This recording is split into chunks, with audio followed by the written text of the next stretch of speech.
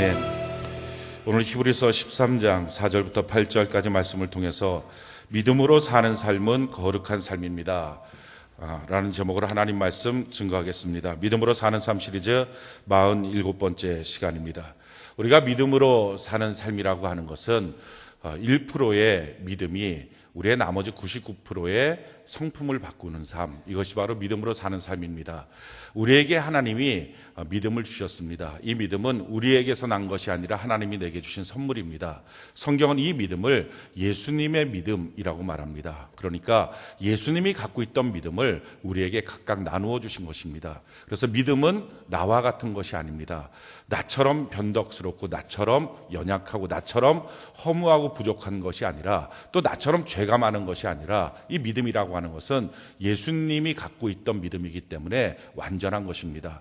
그래서 그 완전한 믿음이 내 안에 들어오면 그 1%밖에 안 되지만 이 1%의 믿음이 뭡니까? 예수님 나의 구세주, 예수님 나의 주님, 이렇게 마음으로 믿고 입술로 시인하는 고백하는 그 믿음입니다.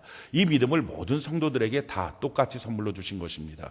이 믿음을 내가 내 안에 들어오면 이 믿음으로 사는 삶을 삽니다. 예수님의 주되심을 인정하고 교회 안에서 말씀으로 양육받고 훈련받고 또 마음이 녹아지고 성령 하나님을 초청하고 이러면서 점점점 믿음으로 사는 삶을 삽니다. 그럴 때 나의 나머지 죄악된 99%의 모든 성품을 이 믿음이 바꾸어가는 것입니다. 이렇게 바꿔진 성품을 갖고 가정으로 돌아가는 것입니다. 그럴 때 그 가정이 치유함을 받고요.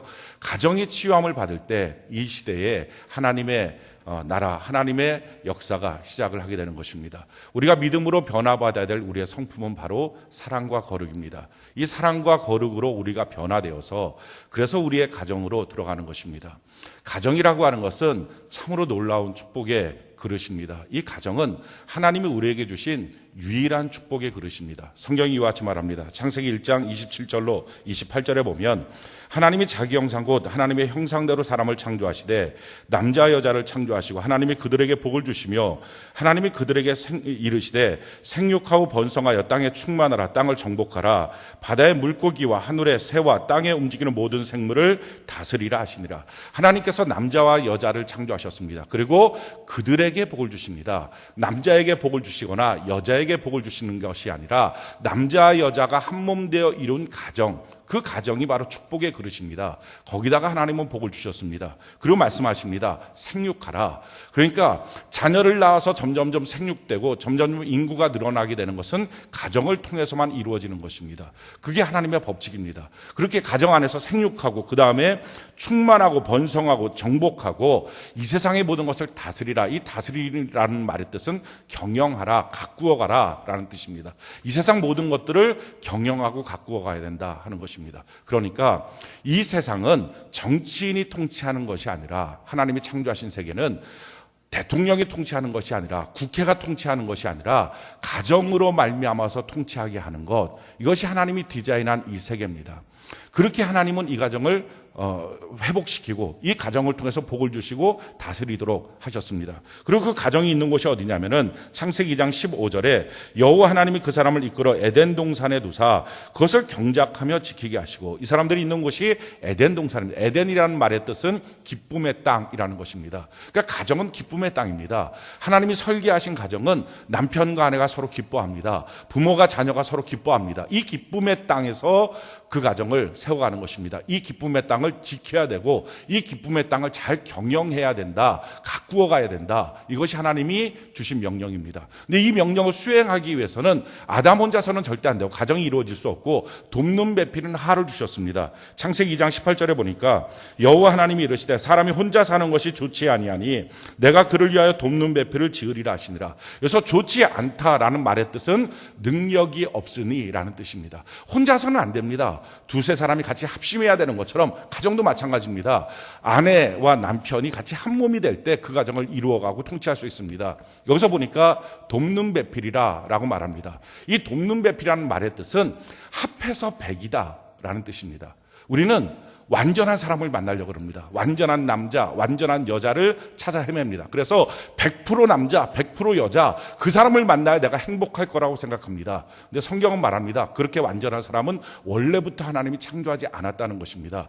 맨 처음 만들었던 아담과 하와도 그렇게 100%가 아니었다는 겁니다. 하나님의 말씀은 남자, 여자가 합해져야 100%가 된다라는 것입니다. 어떤 사람은 남자가 60이고 어떤 사람은 여자가 40이겠죠. 어떤 가정은 50, 50, 30, 70 이럴 겁니다. 어찌됐든 간에 합해져서 100이 되는 겁니다. 이게 돕는 배필입니다. 그렇기 때문에 내가 어떤 완전한 남자, 완전한 여자를 찾으려고 헤매고 다니면 결국은 아무것도 이루어지지 못하고, 결혼하고 난 다음에도 완전한 남편, 완전한 아내를 꿈꾸고 있다면 결국은 거기서 실망할 수밖에 없습니다. 하나님이 창조하신 세계 자체가 둘이 합해져서 100이 되는 것입니다. 사람은 누구든지 연약함이 있습니다. 부족한 것도 있습니다. 또 잘하는 것도 있고요, 뛰어난 것도 있습니다. 남편도 마찬가지고 아내도 마찬가지입니다. 아내가 잘하는 게 있고요, 또 남편이 잘하는 게 또 따로 있어요. 아내가 부족한 게 있고요, 남편이 부족한 게 있어요. 그럼 어떻게 합니까? 부족한 거 있으면 남편이 만약에 이 부분이 부족해요. 그럼 부족한 것 때문에 정죄하고 당신은 이것 때문에 문제야 라고 말하는 게 아니라 그 부족함을 아내가 갖고 있는 잘하는 것으로 채워주는 겁니다. 부족함을 채워주고요, 누군가 약한 게 있어요, 연약한 게 있어요. 그 부분만 건드리면 막 아프다 그래요. 화를 내기도 해요. 그런 아픈 게 있다고요. 그 아픈 것들은 어떻게 합니까? 다른 사람이 갖고 있는 뛰어난 것을 통해서 그것을 도와주는 겁니다. 그러니까 연약한 것, 부족한 것, 잘하는 것, 뛰어난 거 있어요. 연약한 거는 도와주고, 부족한 거는 채워주고, 잘하는 거는 잘한다고 칭찬해주고, 뛰어난 것은 인정해주고. 근데 뛰어난 것에 대해서는 짓밟아버리고, 잘하는 거에 대해서는 별로 인정하지 않고, 못하는 것, 부족한 것, 연약한 것, 이거 갖고서 서로 정죄하는 것, 이것이 타락된 가정의 특징입니다. 하나님이 창조하신 가정은요, 둘이 합해서 100이라는 거예요. 아내와 남편은 어떻게 보면 한 사람이 잘하는 거 한 사람이 못할 수 있어요. 한 사람이 뛰어난 것, 다른 사람은 좀 연약하고 부족한 거 있어요. 이렇게 된 이유가 서로가 서로를 향해서 당신은 이것 때문에 난 못 쓰겠다, 이것 때문에 난 당신 소용없다, 그게 아니라 합해서 100을 만드는 것, 이게 하나님의 가정입니다.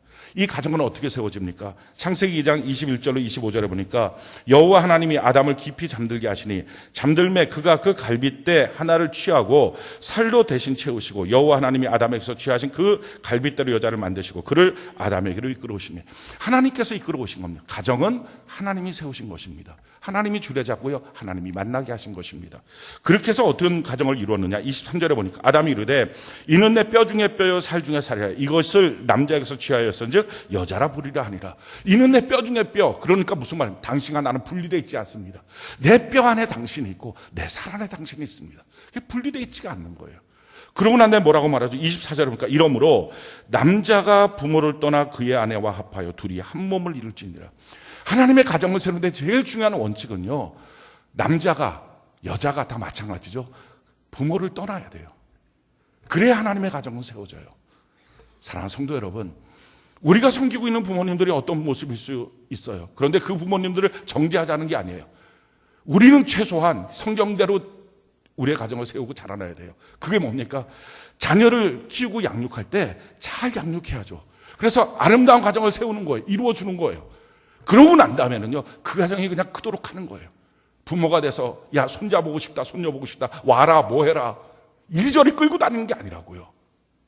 결국 그렇게 하면서요, 장모님이 개입하고 장인어른이 개입하고 시어머니가 개입하고 온전한 가정이 안 되는 거예요. 하나님이 세우신 가정은요, 부모를 떠나는 것에서부터 시작하는 거예요. 서운하게 들릴 수 있겠죠. 하지만 이게 성경이에요.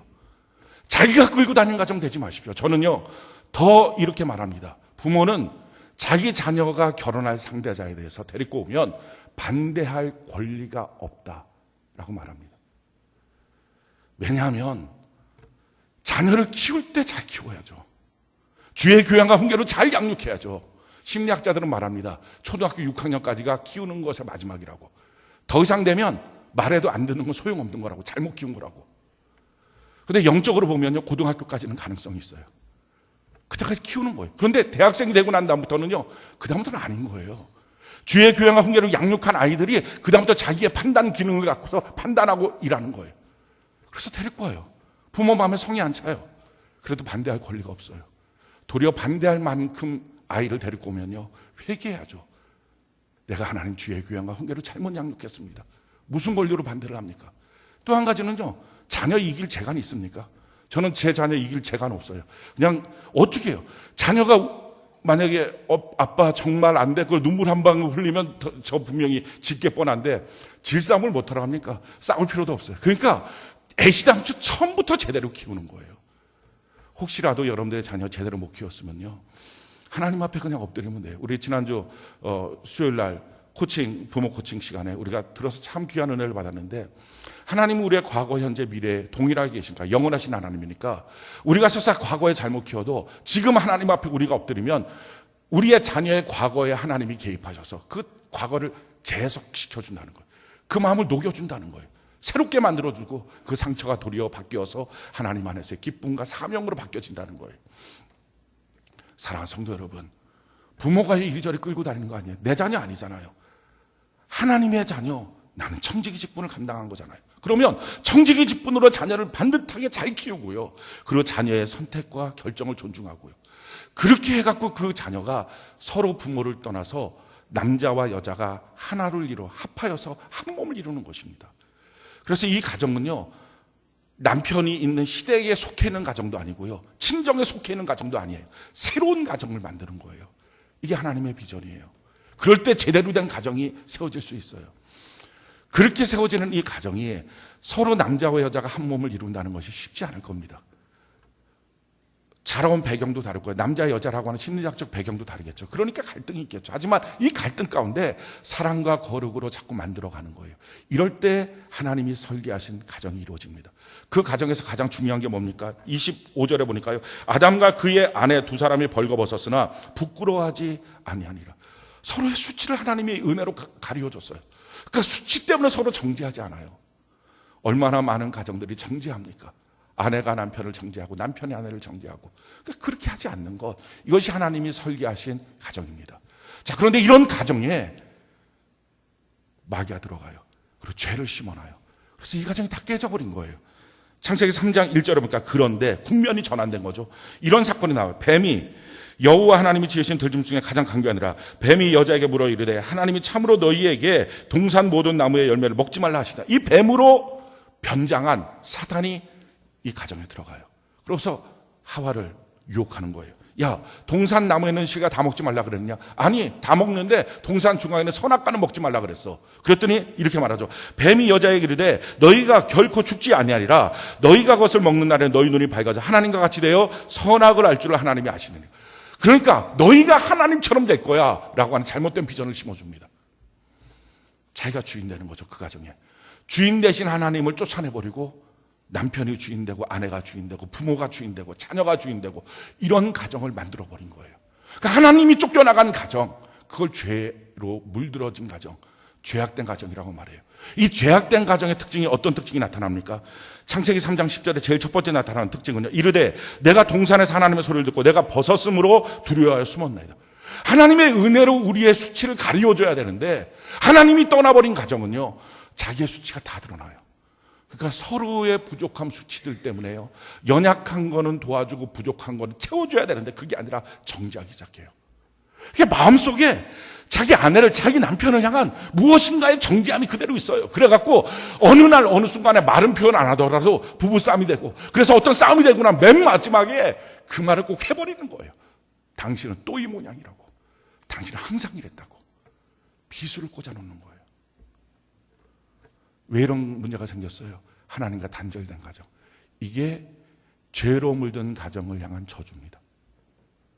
그래갖고 서로의 마음속에 앙금이 그대로 남아있는 거예요. 자, 그 다음에 어떤 문제들이 이 가정 안에 죄로 말미암아 생겨졌습니까? 창세기 3장 12절에 보니까 아담이 이르되 하나님이 주셔서 나와 함께 있게 하신 여자, 그가 그 나무 열매를 내게 주므로 내가 먹었나이다.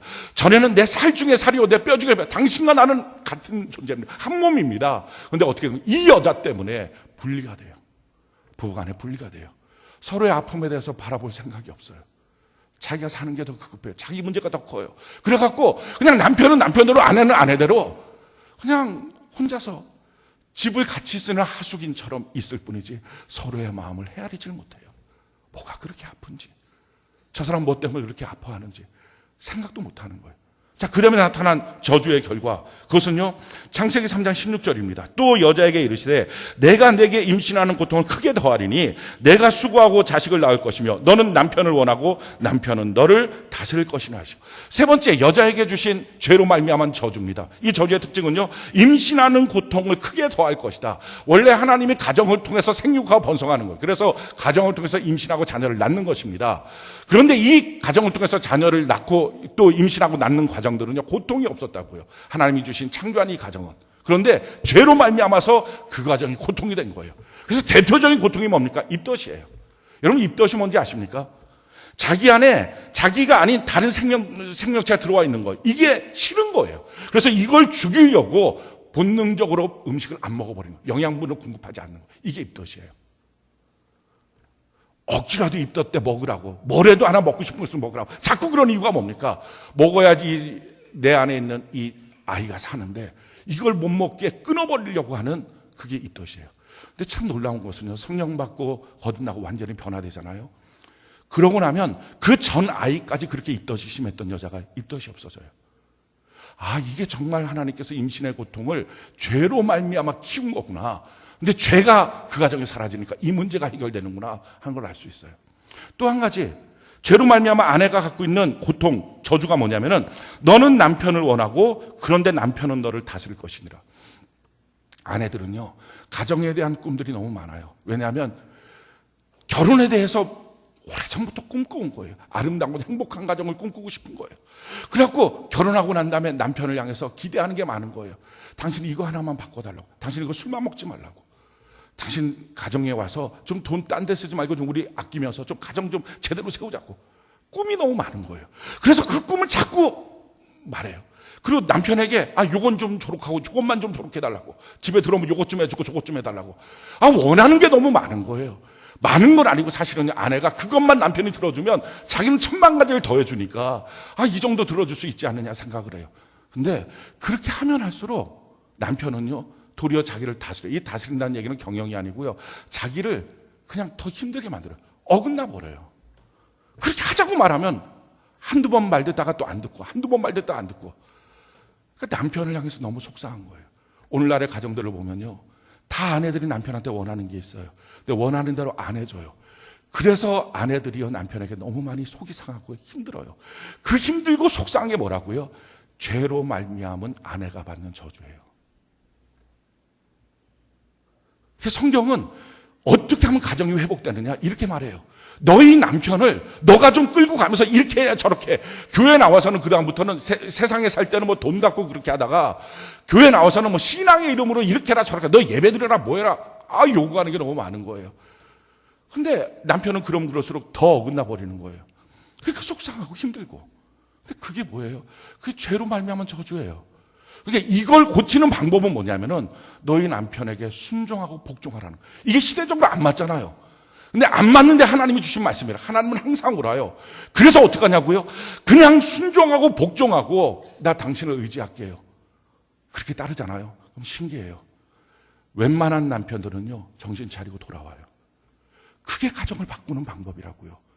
왜냐하면 아내가 막 남편을 끌고 다니도록 한 게, 그런 마음을 심어준 게 죄로 말미암아 심어준 거고요. 그것 때문에 부부간에 상처도록 한 것이 바로 저주예요. 뿐만 아니라 그걸 통해서 뭐 계속적으로 그게 재생된다니까요. 나중에 가서는 더 이상 말하고 싶지 않으니까 아내가 남편을 향한 기대를 끊어버려요. 말을 안 해요. 그래서 어떤 가정들 보면 내 남편을 향한 기대가 없어요. 소망이 없어요. 이런 사람들이 있어요. 이게 마귀의 절약이에요. 이게 죄의 저주의 모습들이에요. 자, 그런가 하면 남편을 향한 죄로 말미암은 고통 저주가 있어요. 창세기 3장 17절에 보니까 아담에게 이르시되 내가 내 아내의 말을 듣고 내가 내게 먹지 말라 한 나무의 열매를 먹었은즉 땅은 너로 말미암아 저주를 받고 너는 내 평생에 수고하여 그 소산을 먹으리라. 평생 남편은 가서 돈을 벌어요. 뭐 요즘 시대는 남편만은 아니고 남편 갖고는 해결이 안 되니까 아내도 생활전선 나가고 막 그렇게 돈을 벌어요. 근데 이 신기한 건요, 모아지지 않는 거예요. 그냥 먹고 사는 거예요. 항상 부족해요. 항상 힘들어요. 그게 뭐예요? 죄로 말미암은 저주예요. 이거 끊는 방법은요, 돈을 좀만 더 많이 벌어야지 이 생각으로 못 끊어져요. 좀 더 일을 많이 늘려야지 원잡, 투잡, 쓰리잡 이걸로 해결되는 게 아니에요. 하나님과의 관계의 문제예요. 죄로 말미암아 하나님을 내쫓아서 그 가정에서 내쫓았기 때문에 나타난 결과물들이에요. 지금 이 문제가. 그런가 하면 한 가지 더 나가서요. 자녀들까지 문제가 되고 말았어요. 창세기 4장 6절로 8절에 보니까 여호와께서 가인에게 이르시되 내가 분하여 함은 어찌 됨이며 안색이 변함은 어찌 됨이냐. 내가 선을 행하면 어찌 낯을 들지 못하겠느냐. 선을 행하지 않으면 죄가 문에 엎드려 있느니라. 죄가 너를 원하는 너는 죄를 다스릴지니라. 가인이 그의 아우 아벨에게 말하고 그들이 들어있을 때 가인이 그의 아우 아벨을 쳐 죽이니라. 자녀들은요, 죄가 얼마나 많이 유혹하는지 몰라요. 부모가 보면 아찔아찔하잖아요. 그래서 자녀에게 말해요. 근데 죄로 말미암은 가정에 지금 저주의 문제가 뭡니까? 자녀들은요, 죄를 다스릴 능력을 상실해버렸어요. 죄를 이기질 못해요. 컴퓨터 사주면 누구나 할 것 없이 핸드폰 중독에 빠져버려요. 컴퓨터 중독에 빠져, 인터넷 중독에 빠져버려요. 그리고 마음속에 웬 분노가 그렇게 어린아이들이 많은지 서로가 서로를 죽일 만큼 분노가 있는 거예요. 이게 왜 그래요? 특별하게 잘못 키워서 생긴 문제가 아니라 그 가정에 하나님이 떠남으로 통해서 나타난 죄의 결과물들이에요. 그래서요, 오늘날 우리의 가정은요, 어느 가정이라고 말할 것도 없이 다 소망이 없어요. 한두 가지 조금 된다고 해서 바뀌어지는 가정이 아니에요. 좀 더 돈이 있으면 될 것 같다, 그런 가정 아니에요. 내 자녀가 성경만 조금 더 올라오면 좋겠다, 그걸로 해결될 수 있는 가정이 아니에요. 내 남편이 이것만 들어주면 좋겠다, 그걸로 해결될 수 있는 가정이 아니에요. 송도리체 가정은요, 더 이상 소망이 없어요. 이 가정은 어떻게 바뀝니까? 완전히 바뀌어야 돼요. 어떻게 바꿀 수 있어요? 처음 아담처럼 이제는 새로운 아담이 들어가야 돼요. 새로운 하와가 들어가야 돼요. 이게 누굽니까? 예수 그리스도로 말미암아 거듭나고, 그리고 나서 예수님의 주되심을 인정하고 자기 그 산 믿음으로 자기의 성품이 바뀌어져서 새로운 아담처럼 돼서 그 아담이 들어갔을 때 그 가정은 변화가 나타나요. 한 사람의 그리스도인이 그 가정을 바꿀 수 있어요. 교회가 하는 일이 뭡니까? 그 한 사람을 훈련하고 양육하고 그 한 사람의 마음을 녹여주고 상처를 치유하고, 이게 교회가 하는 일이에요. 오늘 예배 시간에 주의 성령님 우리에게 임하시면 어떤 역사가 일어납니까? 내 마음이 녹아지고요, 그리고 내 상처가 사라지고 재석이 되고요, 새로운 변화가 나타나요. 그걸 갖고 가정을 들어가야 돼요. 우리가 변화될 성품은요, 사랑과 거룩입니다. 지난 시간에 사랑에 대해서 말씀드렸어요. 오늘 이제 거룩에 대해서 말씀드릴 겁니다. 사랑이라는 말은 한마디로 말하면 나를 주는 거예요. 내 중심이 아니라 그 사람 중심으로 배려하고 무례히 행치 않으면서 불의 가운데 있지 않으면서 나를 주는 거예요. 그 사람의 조건에 따라서가 아니라 내 마음의 사랑을 충만히 담고 주는 거예요. 내 시간도 물질도 같이 주는 거예요. 사랑은 나를 주는 거예요. 그런가 하면 거룩은 뭐냐면은 나를 지키는 거예요. 나를 깨끗함으로 지키는 거예요. 자, 나를 깨끗하게 지키면 어떻게 됩니까? 내가 값 있는 존재가 돼요. 아무거나 더러운 거 다 묻으면 쓰레기잖아요. 쓰레기 같은 나를 내 아내에게 던져주면 별로 반응이 없어요. 쓰레기 같은 내가 내 자녀 양육한다고 해봤자 별로 소용이 없어요. 내가 깨끗함으로 지켜주고 하나님이 쓰시도록 준비되고 거룩하게 되었을 때, 그럴 때 깨끗한 내가, 거룩한 내가 내 아내에게 나를 줄 때 그때부터 큰 울림이 있어요. 그런 모습으로 자기 남편에게 자기를 줄 때 울림이 있어요. 성경이 이렇게 말합니다. 디모데후서 2장 20절로 22절에 큰 집에는 금그릇과 은그릇뿐 아니라 나무그릇과 질그릇도 있어 귀하게 쓰는 것도 있고 천하게 쓰는 것도 있나니, 그러므로 누구든지 이런 것에서 자기를 깨끗하게 하면 귀히 쓰는 그릇이 되어 거룩하고 주인의 쓰심에 합당하며 모든 선한 일에 준비함이 되리라. 또한 너는 청년의 정욕을 피하고 주를 깨끗한 마음으로 부르는 자들과 함께 의와 믿음과 사랑과 화평을 따르라. 이게 거룩이에요. 깨끗하게 자기를 만들어서 하나님이 쓰실 수 있도록 하는 것. 깨끗하게 자기를 만들어서 자기 아내에게 하나님이 나를 자신 있게 보낼 수 있도록 하는 것. 그게 자기의 값이에요. 값 없이 아내를 만나면 그 사랑도 별로 값이 없어요. 내 자신을 던져줄 때 값진 나를 만드는 것. 그게 거룩입니다. 사랑이 나를 주는 거라면 거룩은 나를 깨끗하게 지켜서 값지게 만드는 거예요. 자, 그러면 우리가 무엇으로부터 깨끗해져야 됩니까? 오늘 성경은 두 가지로부터 깨끗해져야 된다라고 말하고 있어요. 자, 제일 첫 번째요. 우리 4절 같이 한번 읽어볼까요? 히브리서 13장 4절 같이 한 목소리 한번 읽어봅시다. 시작. 모든 사람은 결혼을 귀히 여기고 침소를 더럽히지 않게 하라. 음행하는 자들과 간음하는 자들을 하나님이 심판하시리라. 자, 제일 첫 번째 자기를 지키는 것은요, 성적인 타락으로부터 자신을 지키는 것입니다. 성경이 이렇게 말합니다. 데살로니가전서 4장 3절로 4절에 하나님의 뜻은 이것이니 너희의 거룩함이라. 자, 우리를 향해서 너희의 거룩함이다 라고 말하면서 뭐라고 말씀합니까? 곧 음란을 버리고 각각 거룩함과 존귀함으로 자기의 아내 대할 줄을 알고 라는 것입니다. 성적 타락하지 말라. 아내 이외의 다른 사람과 성적으로 타락하지 말라. 귀하게 여겨라. 결혼 생활을 귀하게 여기라 라고 말합니다. 결혼 생활을 주신 이유, 가정을 주신 이유는요, 성적 타락을 막기 위해서입니다. 고린도전서 7장 2절에 보니까 음행을 피하기 위하여 남자마다 자기 아내를 두고 여자마다 자기 남편을 두라.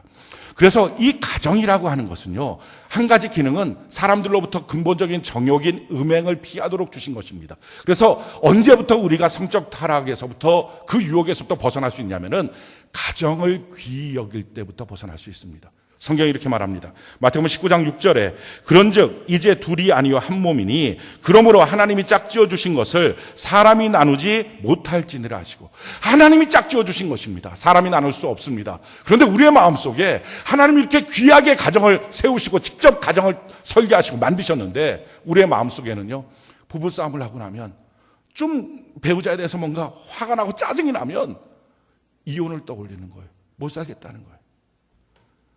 이거는 지금 이혼의 문제가 아니고요, 가정을 설계하시는 하나님을 경멸하는 거예요. 그렇게 함부로 가정을 여기니까 성적 타락들이 나타나요. 얼마 전에 한 영화 감독과 배우의 불륜 스캔들이 막 전국을 떠들썩하게 했어요. 그때 자주 나왔던 말들이 이거예요. 아, 내가 사랑하지 않았던, 그동안 없었던 그런 가정에서 내가 이제 사랑을 발견했다고, 나를 좀 자유롭게 풀어달라고. 그 사람 너무 착각한 거예요. 왜? 가정은요, 사랑으로 이루어지는 게 아니라고요. 가정은 약속으로 맺어진 거라고요. 내가 많은 사람과 교제해요. 많은 사람과 교제해서 서로 사랑해요. 그러다가 이 많은 사람과의 교제와 가정의 근본적인 차이점은 뭡니까? 결혼식 날에 물어봐요. 당신은 이 아내를 평생의 아내로 삼느냐? 당신은 이 남편을 평생의 남편으로 삼느냐? 예, 그렇게 하겠습니다. 약속, 서약을 했잖아요.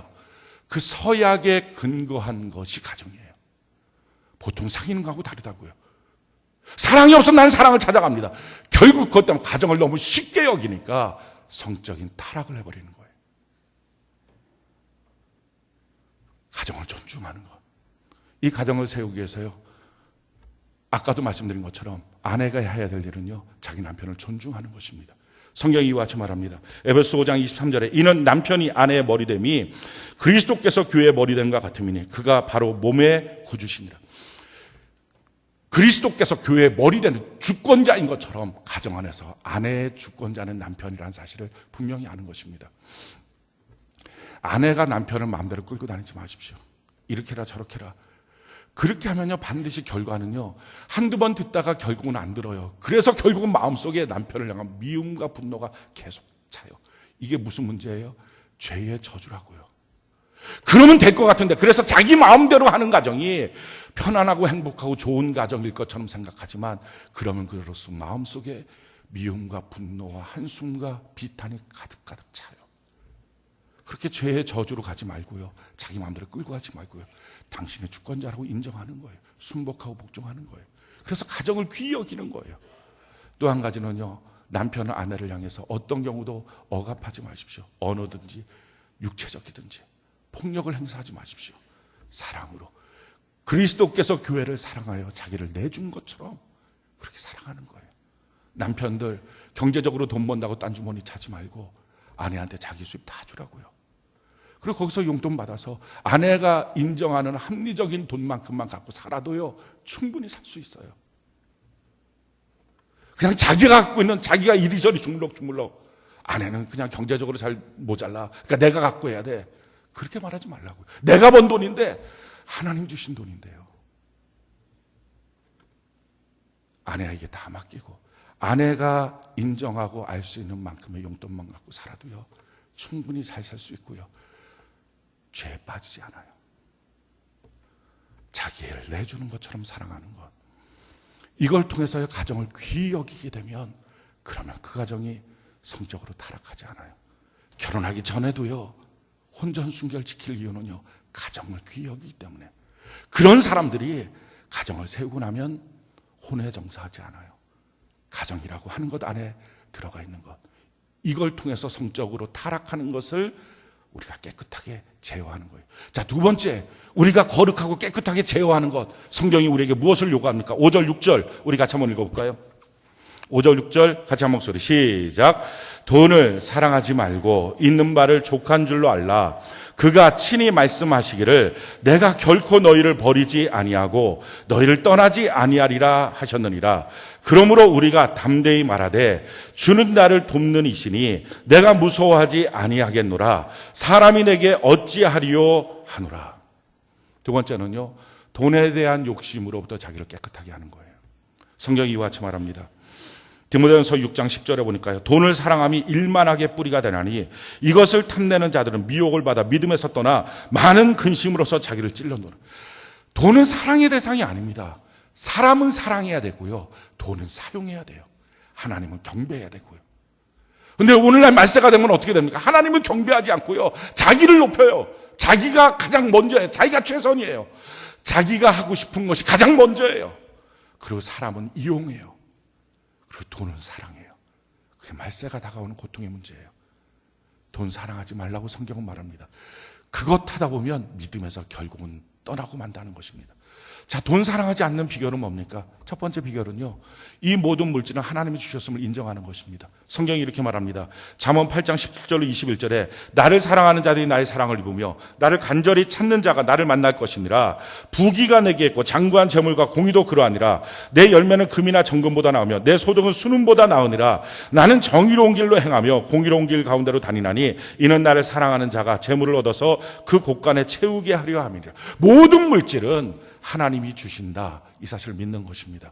그렇게 믿지 않고 내가 벌었다고 생각하는 순간부터요, 어느 누구도 돈에 대한 욕심을 버릴 수가 없어요. 하나님이 주셨습니다. 그래서 우리가 11조를 드리라고 성경은 명령하고 있어요. 그게 뭡니까? 하나님이 주셨음을 믿음으로 인정하는 것, 이게 11조잖아요. 그러다 보면 이게 아까움이 점점 없어져요. 욕심이 상실되기 시작해요. 자, 그 다음에 고린도후서 9장 10절에 두 번째, 어떻게 하면 돈에 대한 사랑함을 내가 버릴 수 있느냐? 심는 자에게 씨와 먹을 양식을 주시는 이가 너희 심을 것을 주사 풍성하게 하시고 너희 의의 열매를 더하게 하시는. 두 번째는 내게 주신 물질 가운데 씨가 있고 먹을 양식이 있다는 사실을 아는 것입니다. 다 내가 내 마음대로 먹은 게 아니라 하나님이 주셨는데 그중에 먹을 양식은 내가 먹어야 되고요, 씨가 있어요. 씨는 심는 거예요. 그게 하나님께 드리는 11조이기도 하고요, 그게 다른 사람 구제하기도 하고 다른 사람을 섬기기도 하고 선교하기도 하고, 이런 일들이 우리에게 주신 씨입니다. 나누면 욕심이 사라져요. 움켜잡으면 욕심이 점점 커져요. 사랑하는 성도 여러분, 혹시 여러분들의 가정 안에서 여러분들이 경제적인 책임자이십니까? 뭐 예전처럼 남편만이 그런 게 아니고 요즘에는 뭐 아내가 그럴 수도 있고 또는 남편과 아내가 같이 생활전선에 있을 수도 있습니다. 어찌됐든 경제적인 책임자라면 반드시 명심하셔야 됩니다. 절대로 돈의 안경을 끼고 가정으로 들어오지 마십시오. 그렇게 되면요, 내 가정에 있는 사람들이 돈 쓰는 사람처럼 보여요. 아까워져요. 그리고 자꾸 말해요. 야, 이거 꼭 써야 돼? 이거 꼭 해야 돼? 그럼 가정 안에서 이 돈 때문에 염려, 걱정이 생기고요, 어떤 때는 가정 내에서 이 돈 때문에 다툼이 생겨요. 그러다 보면요, 그 가정의 신이 돈이 돼요. 하나님이 그 가정의 주인이 돼야 되는데 가정의 신이 돈이 되면 그때부터 불행한 거예요. 돈에 대한 욕심, 그걸 버리는 거 하나님이 주셨고, 돈은 나누어야지 욕심이 없어져요. 그 안에는 내 것이 있지만 남의 것도 있다는 사실을 우리가 인정하는 거예요. 자, 그럼 구체적으로 우리의 삶 속에 어떻게 이와 같은 성적 타락, 또 물질에 대한 유혹을 이기는 자기를 지켜서 깨끗하게 만들어서 값진 자기로 만들어서 아내에게 말 한마디를 해도 아내의 마음을 감동시킬 수 있을까? 남편에게 손 한번 잡아줘도 그 남편의 울적한 마음을 녹여줄 수 있을까?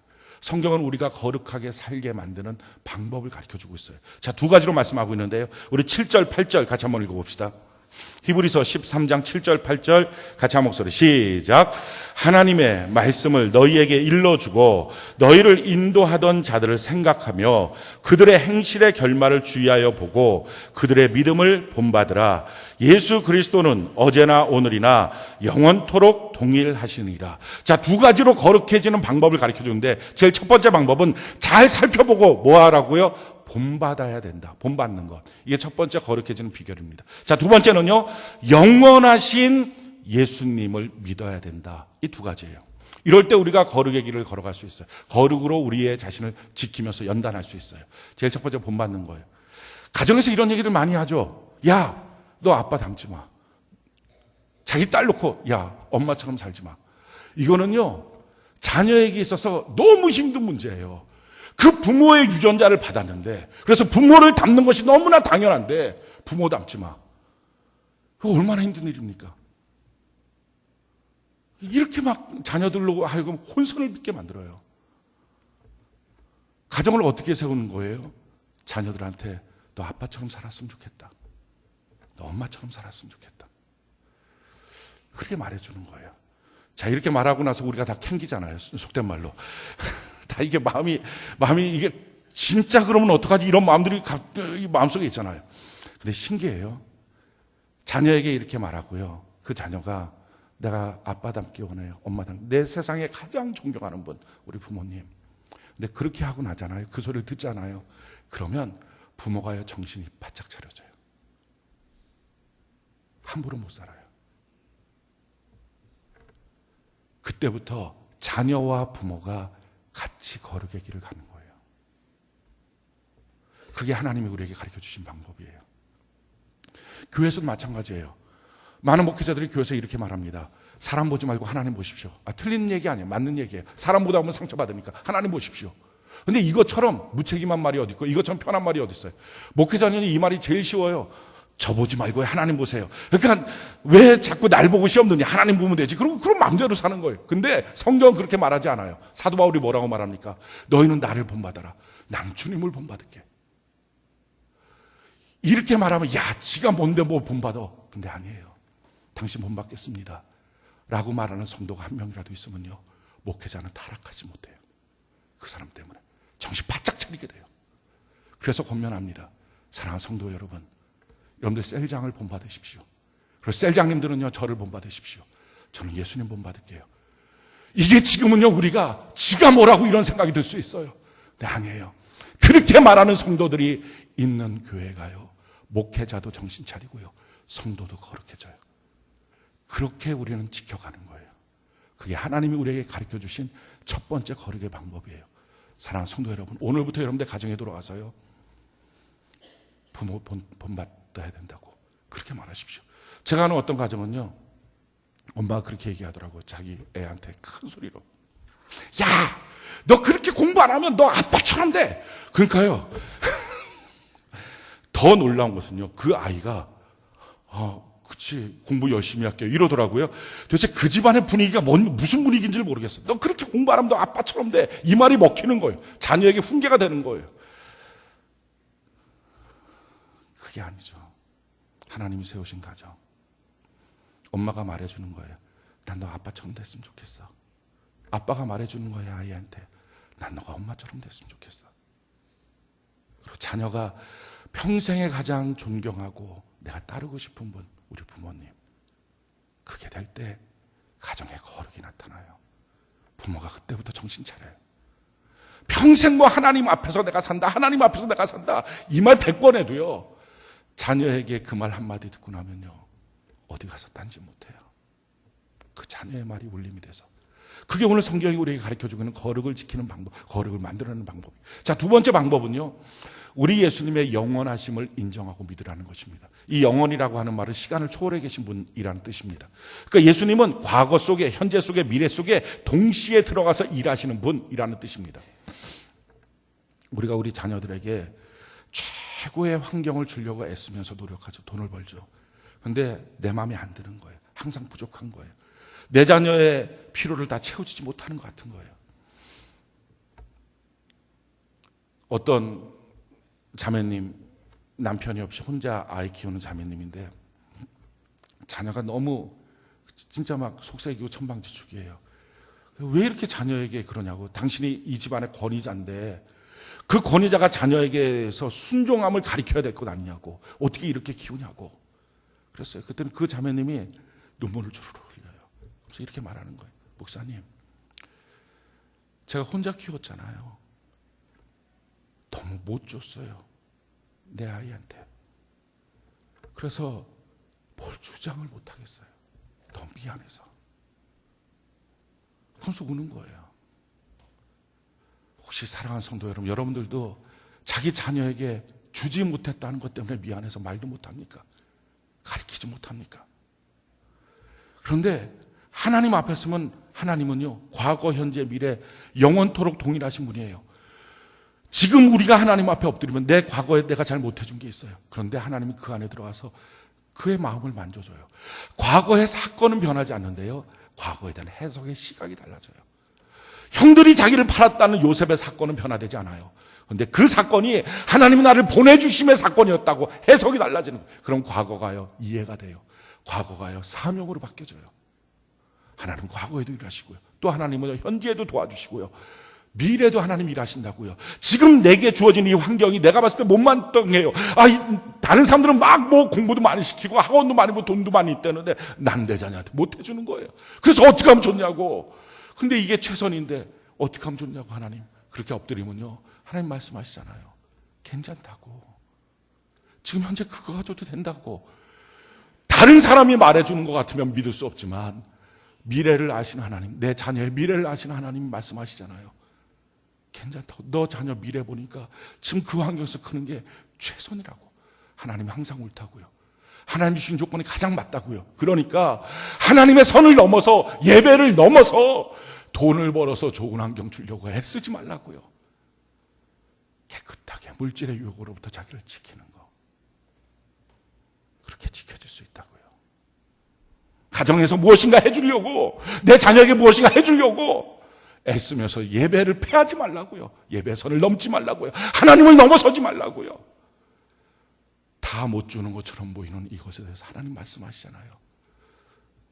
너 자녀 미래 내가 알아. 봤어. 괜찮다고. 여기서 믿음으로 양육하면 된다고. 동일하신 하나님을 믿고 나면요, 그때부터 거룩해질 수 있어요. 돈에 대한 욕심을 끊을 수 있어요. 사랑하는 성도 여러분, 우리 가정 그냥 가면 소망 없습니다. 이 가정 바꿀 수 있는 것, 새로운 아담, 새로운 하와가 나와야 돼요. 어디서 나옵니까? 대학에서 석사, 박사 공부한다고 나옵니까? 아니에요. 예수 그리스도의 주되심을 인정하고 구원받고, 그리고 나서 교회 안에서 말씀으로 양육받고 녹아지고, 하나님의 비전이 자기 마음속의 비전이 되고 훈련받아서, 그래서 부르심의 소망대로 가정으로 돌아가는 거예요. 그런 사람들이 필요해요. 그게 교회가 존재하는 유일한 이유입니다. 그래서 그가 가정으로 돌아가서 새로운 아담, 새로운 하하가 될 때 가정은 점점점 변화됩니다. 주 예수를 믿으라. 한 사람만 믿어도요, 너와 내 집이 구원을 받으리라. 하나님의 분명한 약속이 있어요. 그렇게 해서 회복된 가정이 정치이 아니라 그 가정이 이 땅을 통치하고 다스리는 겁니다. 우리는 가정에 대한 비전이 있어요. 오늘 우리의 마음속에 다시 가정에 대한 비전을 갖고 우리 한 사람 한 사람이 교회 안에서 성숙되기를 기대하면서 잘 훈련받는 모두가 되기를 예수님 이름으로 축원합니다.